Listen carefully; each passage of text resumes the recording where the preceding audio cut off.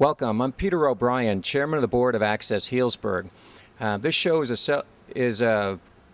pays the respect to those who fought in World War II and the patriotic Americans that supported them. With me is Joe Garbarino, a San Rafael businessman and owner of one of the largest collections of World War II military hardware in the United States. Hello, Joe. Hi. And maybe, Joe, you could say something about your collection? Yes, I'm really proud of this collection. I'm proud of the fact I get a lot of veterans that come in and visit it and reminisce. Proud of the fact that reminding people of all the veterans that served honorably in World War II and the heroes, unfortunately, that never made it back.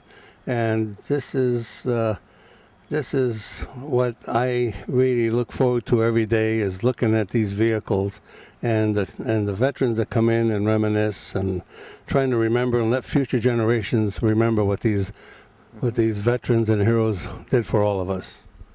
Fantastic. Thank you, Joe. And also with me is a veteran, Colonel Ralph Cole, who fought at the front of Patton'S army in World War II across France and Germany. Ralph, do you have any comments about the collection before we tour it?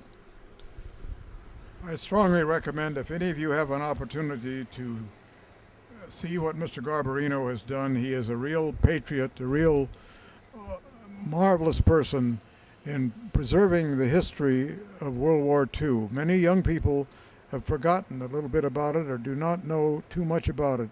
If you have a chance sometime to see this or see pictures, it'll bring back memories of the many men and women who fought in the war.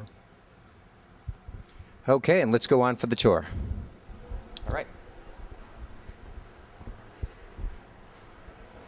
Okay, this is a very important vehicle that was of course World War II, but one of the features of it is it's got this bar. And this bar was put up by the GIs after we landed in Normandy, and during the heat of the battles and of course the pure humidity that they had in Europe, the GIs would let the windshield down and drive down the road. The Germans would put piano wire across the road and it would cut their necks off, of course. So they came up quickly with this bar to catch the wire and then break it off. And practically every Jeep had it at that time. If you had a hire truck, it didn't make any difference. But if you had a Jeep, you had to protect yourself. And even the motorcycles were in the same boat. I might add that just before we went into battle, that's the first thing we did, Joe, is put those on our Jeeps in order to save the lives of our people. Yeah. We're going to walk down here and see some of the other Jeeps that we've got. And we've got to walk around this way, unfortunately.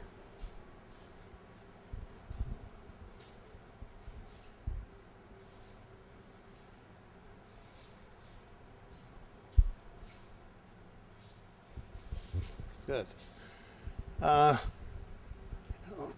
Over here on my right, we've got a rocket launching Jeep that came out late in the war. The Russians had a lot of these, and electronically they would fire those rockets out. And it would set panic amongst troops. When you push a button and you had 12 rockets coming down on you, you didn't know where they were going to land. They just came down sporadically. And it was quite a shocker to all the troops. And of course, if you were a GI or any kind of soldier on the ground, you really respected that. You couldn't dig a hole deep enough to hide yourself. And this was one of the first Jeeps ever made. This is a Bantam Jeep made by the Bantam Motor Car Company. And unfortunately, they didn't have enough money. They got the first prize. They had the best Jeep, the lightest one, but they couldn't make $500,000. So Ford and Willys came in.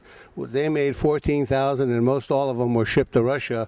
This way here, the parts were interchangeable between Ford and Willys. But Bantam, which was a beautiful Jeep, most of them all went to Russia. A different kind of Jeep, 50 caliber on it. But this Jeep here is a beauty. And this Jeep here was one of General Patton's Jeeps. And this, I bought it from the Victory Museum in Belgium. And Patton had a unique Jeep because he had air horns, a special paint job, fenders, and the best special seat and all that. But the museum didn't do well, and I was able to buy 5 of those vehicles, including this Jeep. And it's just part of history, and General Patton was my biggest hero in World War II. I certainly agree with Mr. Garbarino on that. General Patton was the commander of the 3rd Infantry, 3rd Division, 3rd Army, and our 89th Infantry Division fought as part of his organization. We had a great deal of admiration for him, appreciated for what he did, and I recommend to every one of you, if you have an opportunity sometime to get to see the movie Patton, it tells it like it was. Many of the movies that were made since the war and have been made recently don't tell it like it was, but the film Patton, I strongly recommend to you. Thank you. This is also a Jeep. However, it's an amphibious Jeep, and this could go in the water, drive across the lake, and then come up on the other side. Again, we made 12 to 14,000, and unfortunately, they couldn't take it in the Pacific. The water line was right about here. You take one wave, the thing would go down. It's not like a big duck, and a big duck can take a 12-foot wave and keep right on going in the ocean. So we gave a lot of these to Russia, too, to cross the rivers. As they were retreating, they used them. As they were advancing, they used them against the Germans. And it's really a unique vehicle. You put it in second gear, and you troll right across the river and holds about 5 different soldiers at a time. We have two types. When they crossed rivers especially, they put extra lights on them, as you can see there. They had sirens. This one here I got was a complete wreck. Took it down to the frame, made it so it's seaworthy. We tried it in Lake Sonoma, and it was shown in one of the major road and track magazines. A Jeep, 4-wheel drive, floating around in the lake. So that was really neat. Out here, we've got a couple more Jeeps. This Jeep is a 52 from the Korean era. It's a Korean ambulance they used it for. And then, of course, right after that, they were taking the Jeeps out with, the soldiers out, rather, with helicopters. This is a beautifully restored Jeep that was used in the Vietnam War. And I've got 3 of these, and they're much safer Jeep, wouldn't roll over as easy, wider wheelbase, and better shocks, much improved over our Jeep. But still, the Jeep is an outstanding vehicle, even today, very worthwhile as a collector. And here we got 2 vehicles that are in the 1954 range. It's a shop truck, a weapons carrier, and a generator truck that we use even around the property to, whenever power goes out, we plug it in. We got 110 and 220 instantly, and we use it all the time. This is one of my first collections. It's a Scout car, 1941. You probably remember this one, Ralph. Yeah, and this was used because it had rubber tires, and it was armor plated. It had 2 or 3 machine guns on it, on a rail. They could go right around the rail. And this Jeep here came from Greece, completely wrecked. Had to take it down to the frame, then we restored it all, and it looks like it's brand new right now. Over here we got 2 vehicles that were very popular in World War II. It's an M8 and an M20, and they're full of radios. So when they got into combat and they saw a lot of the enemy out there, the main thing they did, they picked up the radio, called in the planes, and they got the planes to knock out a tank. We didn't have any tank that could knock out a German big tank. So the planes would drop a 500-pound bomb, and that would take care of a German tank if they hit it. So, but they're armor plated, quick, fast, faster than a half-track, and very, very successful, and because of their speed, made by Ford Motor Company. This particular tank here has 2 Bofors 40-millimeter guns on them, and they would park this around depots, gas depot, food depot, ammunition depot, put a half a dozen around. If any planes come, they would shoot that ACAC gun just as fast as you could load it. And when the barrel's melted, they unscrew the barrel, put another barrel on, just to keep on firing whenever that was necessary to do so. Do you remember any of these here, Ralph?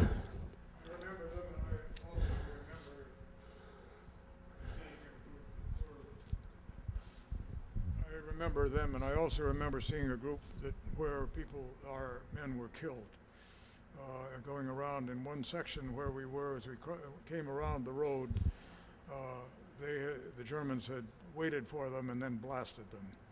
But we were very grateful for the tankers. But I will say the tankers were very brave people, because it was an extremely hazardous business.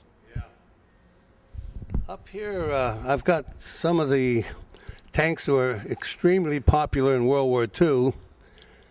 Over here on my right-hand side is the Sherman tank. And we made 44,000 Sherman tanks. Unfortunately, it was the best tank that we had, but it only weighed 33 tons. And this tank went up against the King Tiger tanks that weighed 65 tons. It was twice as big as this, and we didn't have a single cannon that would penetrate it.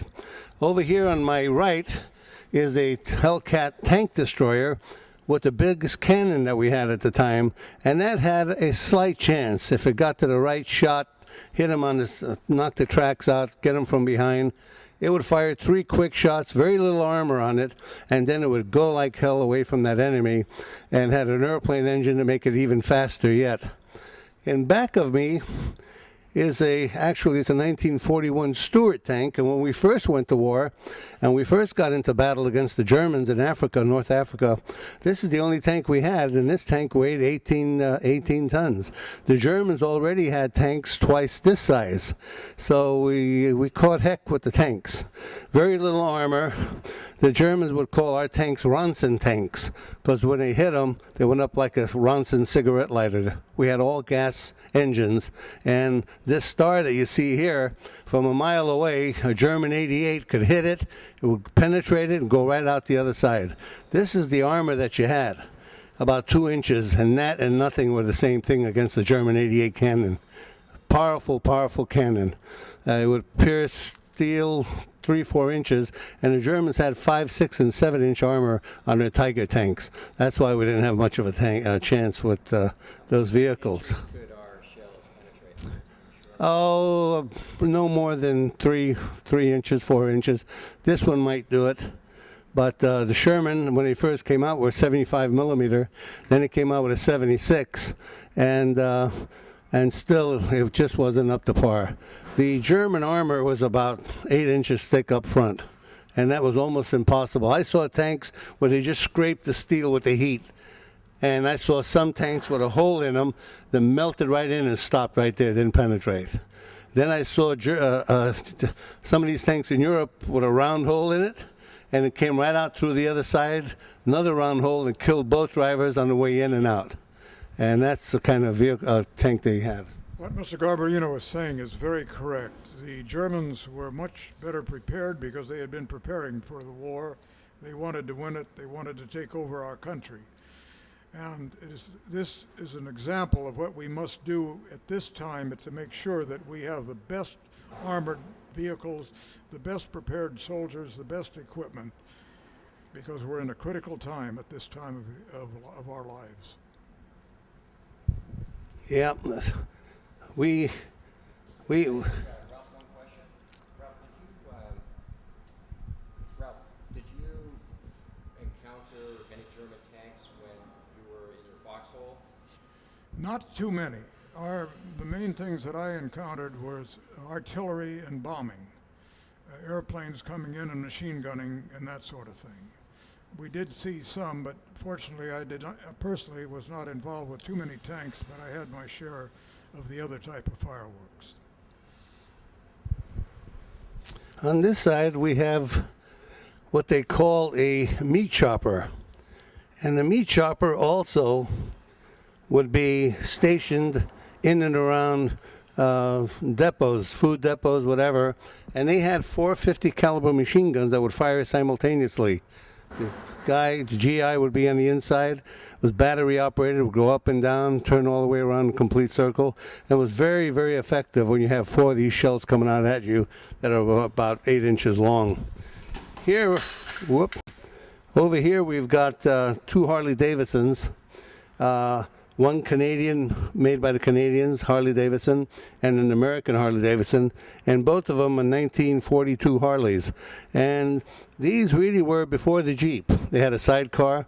They would put 3 guys on it. They would go on patrol, look around, and come back. But then when the Jeep came out, the motorcycle was practically gone out of circulation. It was so far better to put 4 or 5 guys on a Jeep and travel than it was to ride around on a particular motorcycle. On this side, we had this is a Burma Jeep used on aircraft carriers mainly with a short wheelbase. They were little rockets and bombs on airplanes. And this was a 1943 actually command car, an officer's car, 3/4 ton. The officer would sit in the back with his aides, and they would take out the board in the back and look over the maps of what they had to do and how they had to do it. They had a driver, and they made thousands and thousands by Dodge. They made a 1/2 ton and a 3/4 ton, and it's one of my absolute favorites. Good running. They run forever. All of these vehicles that you're looking at are 60 plus years old, and they all run. And in the 4th of July parades this year, I'll be running all of them. In Novato, I'll be running them in Larkspur and Corte Madera, town of Ross, and they'll all be paraded and with as many veterans as I can to put them on. And of course, if I can get any to drive, that's better yet. Did you want anything to that? I think you're doing very fine. Thank you. Okay, what we have here is an Italian vehicle, and it's a Lancia, extremely well made. The mechanisms on them, the drivetrain, the transmissions, rear ends, engines were really beautiful vehicles. They run very, very well. It's got a right-hand drive, but it's still a beauty. This weapons carrier, single axle, this came from Belgium, was part of the 101st Airborne. And as you know, in that movie, A Bridge Too Far, we lost quite a few men when they dropped on top of a Panzer division with misinformation, and they got wiped out along with the Canadians and British. Lost a lot of good people over that one. But this remained in Europe, as most of these vehicles all came from Europe, because we left everything over there. And they were given lend-lease to a whole lot of other countries. And unfortunately, I had to buy back the vehicles with my money that my parents and everybody else paid for to send them over there to fight the war in the first place. But it's well worth it to me, and it's a strong part of history to remember those veterans that gave a lot and the heroes that gave it all. That's what turns me on. This is a World War II ambulance. It's a 1944 Dodge with all the equipment on the inside, the stretchers, the medicines, the everything that they needed is in this ambulance. It's another Dodge that runs extremely well. And of course, over here we've got the German Jeep. Say, Joe, this reminds me, when I see the Red Cross there, you might be interested. When we went into battle, the night before, we had to take all of our insignia off, so everyone looked the same, except the medics. And each medic had to leave the Red Cross on his helmet. Because this was very dangerous, because the Germans made a point of trying to kill medics. So, and as exemplified here on this ambulance, it has a Red Cross, so obviously it would be more of a target. That's I've heard that many times. Well, it's unfortunate for those guys that are trying to do so much good. This is a German Jeep, and very cheaply made. It must have been made by prison labor. Very light, 2-wheel drive. 4 big Germans could pick this up when it's stuck in the mud and move it over and keep the thing rolling. But it's like brand new now. And the one in back of it is the German amphibious Jeep. This is called a Kubelwagen, and the other one is called a Schwimmwagen. Again, it's inferior quality compared to our Jeep that floats in the water. This one here, if you wanted to steer it, that had one German with a paddle on one side and another German with that red and white pole on the other side to steer it to get it over to the other side. They didn't have a rudder on it. Our amphibious Jeep, called a GPA, it had a rudder on it, and it was just so much better made. And again, towards the end of the war, I guess they were running out of steel and everything else to build it. This is one of my most prized vehicles right here. And it's a weapons carrier. It's got a tandem axle, but it's brand new. This has really been torn down to the frame. You can see every nut and bolt has been taken off, put back without paint, so you can tell there isn't a scratch on it anywhere. There isn't a dent anywhere. And what's significant about this is when the people at the Jeremiah O'Brien saw this, they have a bunch of French people that are here now or will be here next week, and I've donated 2 vehicles to the Jeremiah O'Brien. They're building a number 1 hold all about World War II, and the French people sent over and paid for a vehicle exactly like this to put into the hold, and they're sending about 20 French people over here to help decorate just like it was a bomb zone inside the number 1 hold. And they gave me this picture. And it's just a beautiful picture, and I really treasure this a lot. Theirs is really battle-worn, the one that they had. This probably was at one time, but this here is just absolutely brand new. Everything is new. The cover, new canvas, new chains, new everything. It's a gorgeous vehicle. And this is a Russian copy of the amphibious Jeep that we've got. They made it a little bit bigger, and but it got the red star on it, and they really needed them crossing rivers. They had a river in front of them every 10 or 20 or 30 miles. It was some kind of a river, and they had to get over that in a hurry to get over to the other side. This one here is a Swedish Jeep, and the Swedes were non-committal to any war, but they made whatever you wanted for any country. If you had the money, they made it, including tanks. And of course, steel was shipped to Germany, and then anywhere they didn't get a buck for it. And my wife is half Swedish and half Norwegian. I keep reminding her of that. This one here is a Ford made in Canada. Saw service in North Africa, Sicily, and Sword Beach. And they would carry a squad of about 10 or 12 soldiers, all sitting in the back with their rifles ready. It was bulletproof, had a track on it, and as soon as they went in, the main job there was to knock out as many machine gun nests as they could. If they ran across the tank, they would be wiped out completely. These motorcycles are World War II. This is 1941 British. They made about 750,000 for the war effort. This is a Chinese copy captured in Korea of the German BMW.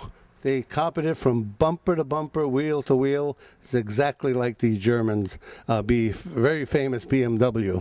Here is the BMW here. And this is another Italian vehicle.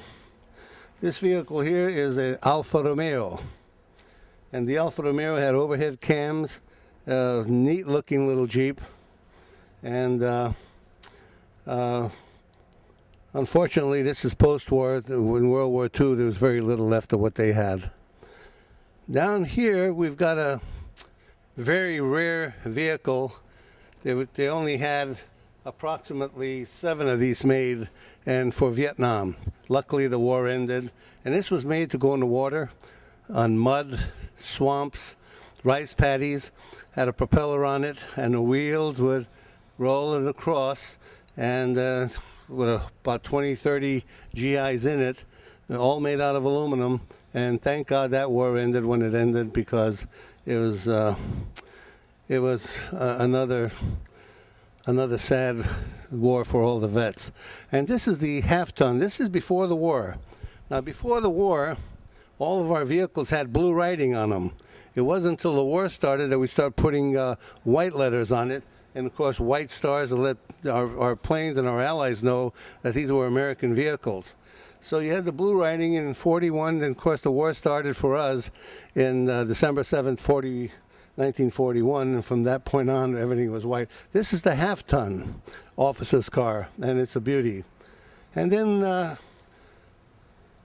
this vehicle over here is the German Kettenkrad, and you see this in all the movies, including Saving Private Ryan. And it had a trailer, and they would bring food, ammunition, electrical wire, whatever they needed out to the troops. It was very successful in Russia because it wouldn't get bogged down in the snow. It had a Opel engine in it, motorcycle drive, and you put that thing in gear, and it had a lot of traction, and it would pull a truck right out of the mud or right out of the snow. So it was very, very successful. And very, very few German vehicles left in the world today, especially the tanks. And all the trucks and vehicles that they had over there, they piled them up and bulldozed them all. And a lot of the tanks, unfortunately, went to Syria, countries in the Arab world, so they would be out of Germany, so the SS wouldn't come back. A lot of our generals thought that, hey, they may want to come back and start the war on, so let's get rid of all the equipment, and they did. So there's very little left after World War II for them to get onto and do anything about. Ralph wants to talk about this German helmet. Ralph, tell him.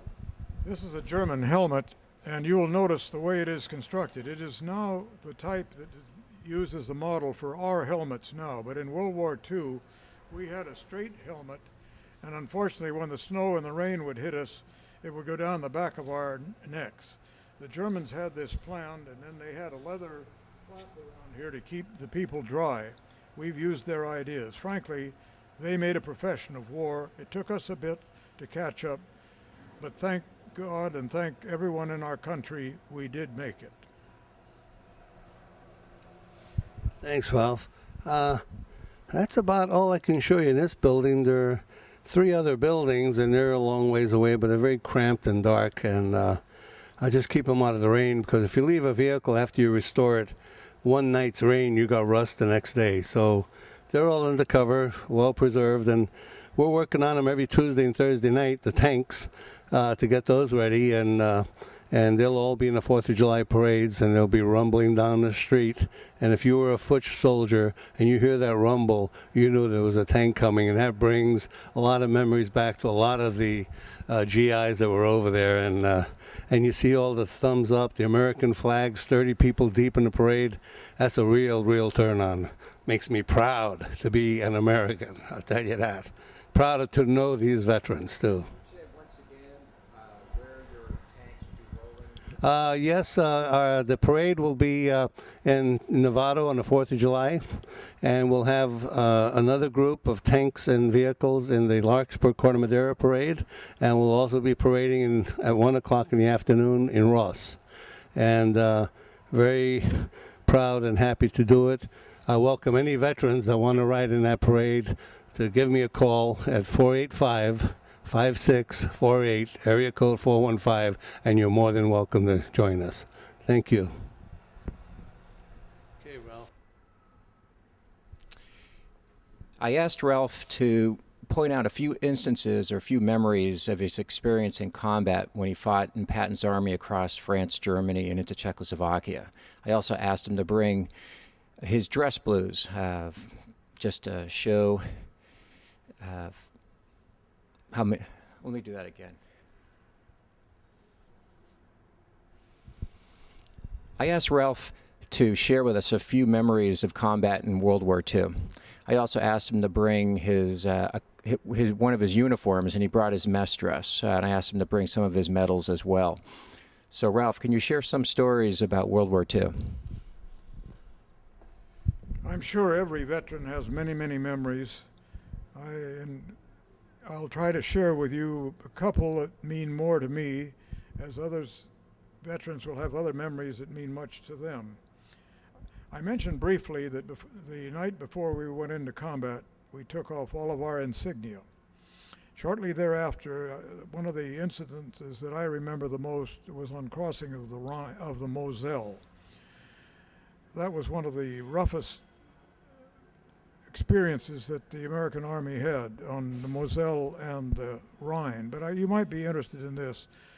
There were 2 of us who were called shell hole reporters, and our job was to be up there, and when a shell came in, to jump in the shell hole and determine where it came from and the type of weapon. It was a rather high casualty job. We lost many shell hole reporters in World War II. But in this particular one on the Moselle, you might find it a little of interest that after we jumped in the hole there and we prayed that they wouldn't fire for effect or bring another shell, we took the measurements of the angle at which it came in, the type of weapon it was, and the direction from which it came. And we were praying pretty hard, I'll tell you that, but we radioed back the information. Our fire control headquarters then arranged to have fire brought in, and fortunately we were able to get the German company before it got us. And as a result of our work, we were able to cross the Moselle at that location.